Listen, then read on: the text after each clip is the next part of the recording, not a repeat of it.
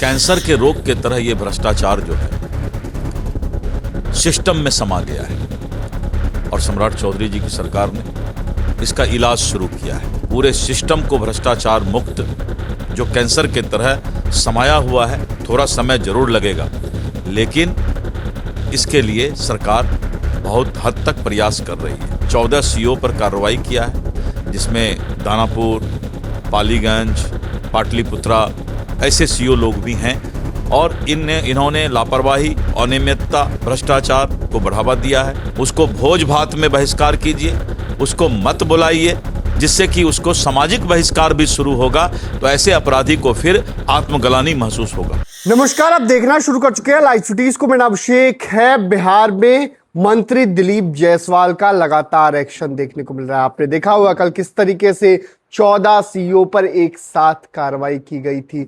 वहीं कल कैबिनेट में कई बड़े फैसले हुए हैं। राजस्व एवं भूमि सुधार विभाग के कई बड़े फैसले लिए गए। हमारे साथ बातचीत करने के लिए बिहार सरकार के मंत्री दिलीप जायसवाल खुद हैं। सर, कल कई बड़े फैसले हुए हैं। देखिए, आदरणीय श्री सम्राट चौधरी जी के नेतृत्व में जो बिहार की एनडीए सरकार है, उसका जनता से वादा है, कमिटमेंट है, अपराध मुक्त बिहार यानी कानून का राज, और दूसरा है भ्रष्टाचार मुक्त बिहार।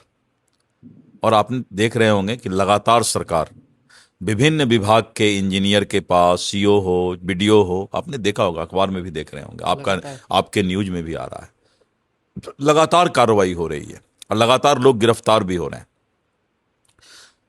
कैंसर के रोग के तरह यह भ्रष्टाचार जो है सिस्टम में समा गया है और सम्राट चौधरी जी की सरकार ने इसका इलाज शुरू किया है, क्योंकि जनता की गाढ़ी कमाई भ्रष्टाचार का भेंट चढ़े, ये सरकार को कबूल नहीं है और इसीलिए इस अभियान को और तेज किया जाएगा। पूरे बिहार के अंदर पूरे सिस्टम को भ्रष्टाचार मुक्त जो कैंसर के तरह समाया हुआ है, थोड़ा समय जरूर लगेगा, लेकिन इसके लिए सरकार बहुत हद तक प्रयास कर रही है।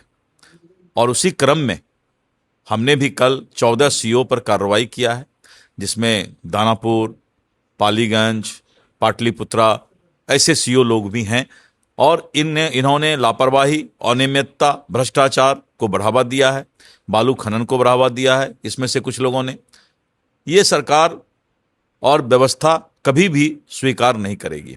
इसीलिए सभी लोगों से मेरा यही संदेश है कि ईमानदारी के रास्ते पर चलें, भ्रष्टाचार के रास्ता को त्यागें, क्योंकि भ्रष्टाचार के पैसा से कभी सुख नहीं मिलता है और इसीलिए धीरे धीरे ये माहौल बनाने की आवश्यकता है।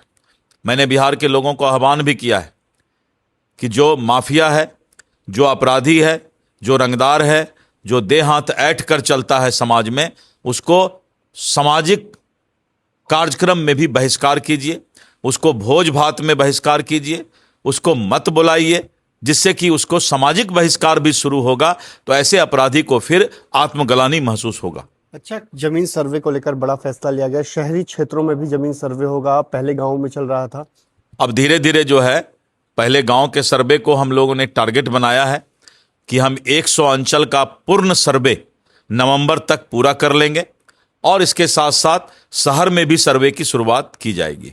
खतियानों को लेकर नियमों में परिवर्तन किए गए। बहुत सारे राजस्व विभाग में जिस तरह भी समस्या हमारे आम जनता को आ रहा है, तो हम नियम में और नियमन में परिवर्तन भी कर रहे हैं, जिससे जनता को फायदा मिले। जनता के सुविधा के लिए ही सरकार है, जनता के सुविधा के लिए ही सिस्टम है।